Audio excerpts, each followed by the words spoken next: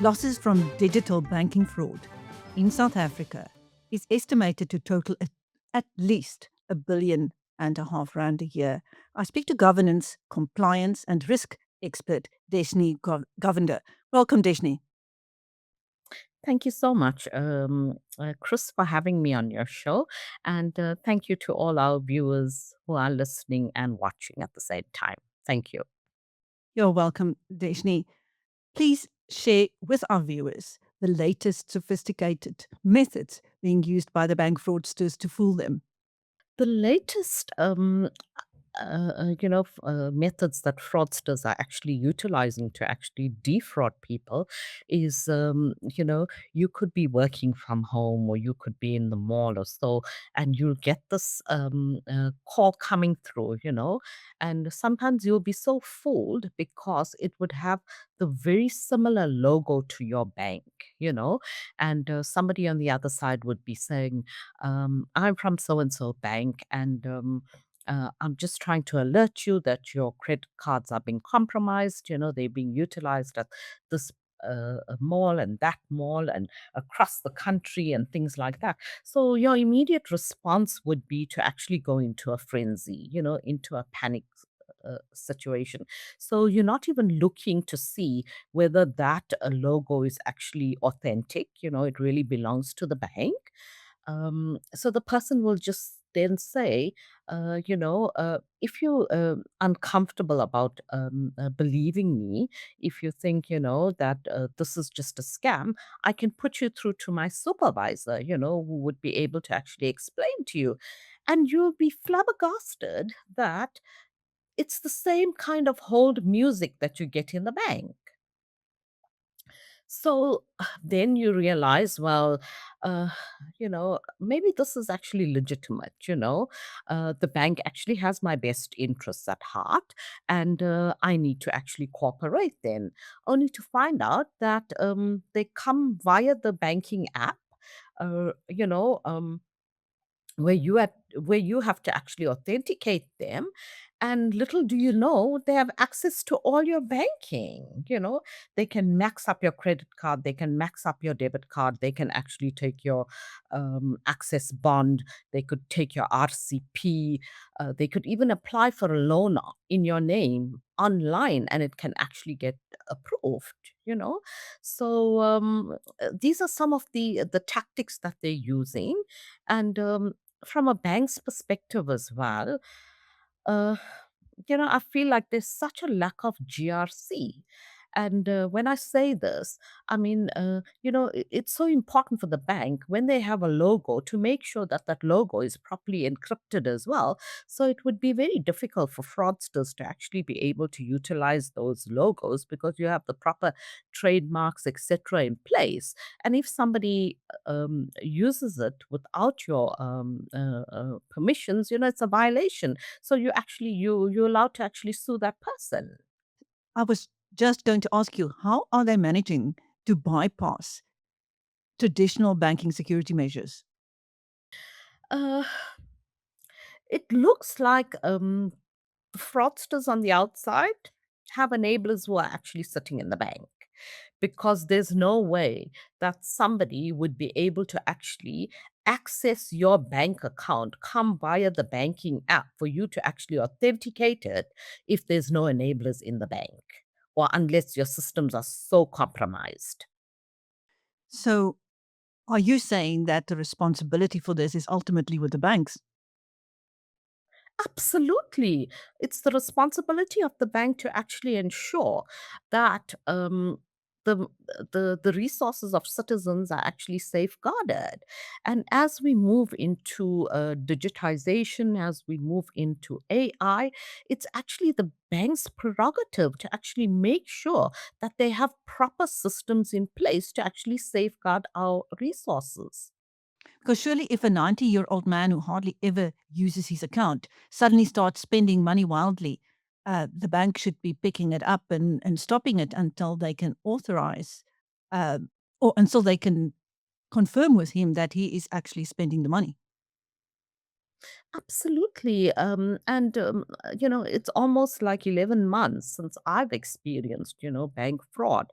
And I started this Facebook group, Citizens Unite Against Bank Fraud. Um, so many people have actually reached out to me in the past 3 weeks.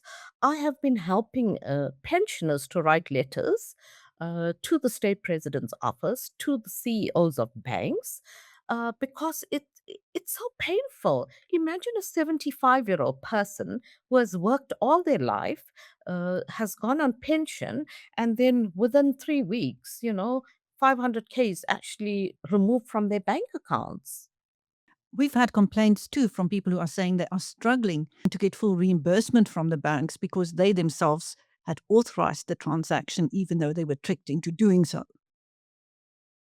In some cases, yes, people are receiving the OTP numbers, and I do feel for our parents, our grandparents.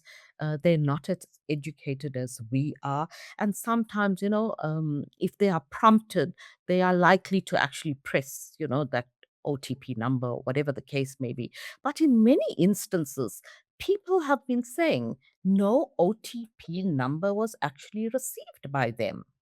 So why the banks actually fooling people as well that you have actually pressed a OTP number, or you used a OTP number, and that's how this transaction actually went through. And then also, um, when you're alerting the bank about the bank fraud, that's actually taking place, surely they can actually contact bank serve. This is where the clearing and the forwarding is actually done. um, in a particular case, there were hordes of money that were actually paid via a credit card, to a merchant, and the bank didn't even know who the merchant was. And if you just do a Google search of the merchant, it pops up uh, as a betting place, Super Bets in Limpopo. And then the banks are not able to actually tell you, where the monies actually went to as well, because they would actually be non-compliant then with the POPIA Act. Start your day a step ahead. Biz News Insider. It delivers the business stories that matter every morning straight to your inbox, sharp, fast, and free. Subscribe now. Mm. Now, from what you've heard from all the people who have posted on your Facebook page, what are you asking the banks to implement? What measures are you asking the banks to implement urgently? We actually want proper GRC in the banks. You'll find that, we're sitting as a country as well, in this particular position as well, because there's such a lack of effective GRC. GRC is actually governance, risk, compliance, and all these three functions are so interrelated, they're so interdependent, and one cannot take place without the other.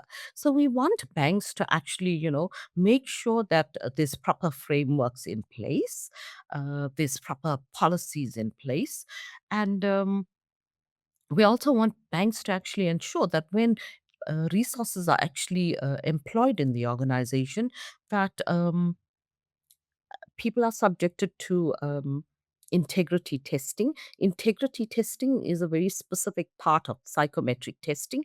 Yes, we want them to have psychometric testing as well, because that would give you an indication what type of people you're actually employing in the bank. It would give you an indication as to whether those people actually have high emotional intelligence, meaning that, Deshnee has a very high emotional intelligence. She's working with Chris Stein's bank account, and she's sitting there with 250 million. But you know what? Today, Deshnee doesn't have food to eat, and maybe she could actually dip into Chris Stein's account, and then she could actually put it back there, when she gets paid. So, I mean, people with high levels of emotional intelligence wouldn't do things like this. So the psychometric testing with the integrity testing is absolutely important. And vetting is very important as well. So it's important, to actually vet the person before they're actually employed, because you'll find that sometimes we don't do the vetting, for the employer that's actually coming on board, only to find once the employer is there, when you see the employee is there, you see red flags. And when you suddenly do a Google search, then you'll find out that this person has actually committed fraud, in the UK or in any part of the world, and has come here to South Africa. You understand?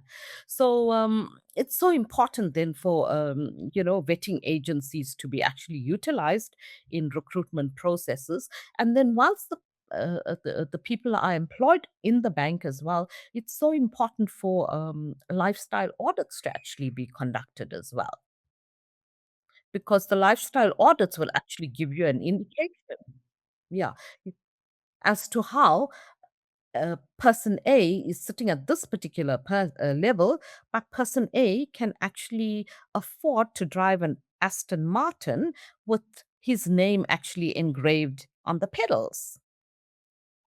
Well, at the moment, banks are investigating the complaints themselves. Am I correct? There's not an independent oversight body.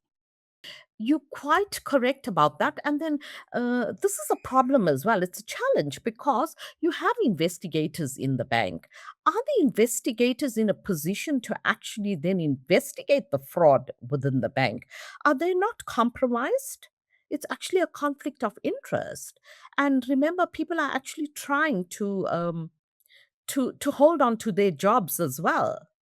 They have families to actually feed. This is their livelihoods as well. So are they going to be willing to actually investigate this?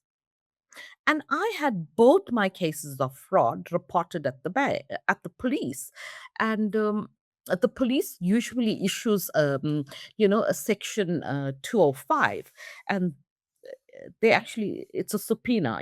They subpoena the bank to actually provide the police with this kind of information. And you'll find that in one particular instance, the subpoena was issued to the bank. The bank actually sent through all my bank statements, but did not give the police an indication as to who that particular merchant was that received, the 202K. Now, with banking customers being increasingly forced to take accountability themselves, what tips can you give them to try and safeguard themselves from these fraudsters? It's absolutely essential. I was somebody that actually never looked at my bank statements for years, and I have been banking with this particular bank for the past 36 years. And I trusted this bank so much that my salary would come in, and you know what? All my payments would actually go through, and I wouldn't even have a glance at my bank statement. It's absolutely essential for people to actually look at their bank statements all the time. Um, if they receive calls from the bank saying that it's very like drama related, somebody is utilizing your bank cards here, there, everywhere, um, you need to actually tell them, I'm sorry, I would actually go to the bank and I'll actually have this matter resolved with the bank. And if you receive an email where you need to actually click and update your details and things like that, don't do it. Rather go into the bank, over a weekend or in the day when you have time, and go into the bank and then update your details. And yeah, clearly we can see there's a trust deficit in the relationships that we actually have with the banks. And people need to actually make sure that they also responsible for their resources. So my advice to people that are actually retiring and that are receiving their pensions, their provident funds, etc., look for investment brokers to help you to actually invest the monies, into other companies, etc., and then perhaps get a drawings, every month that comes into your bank account. And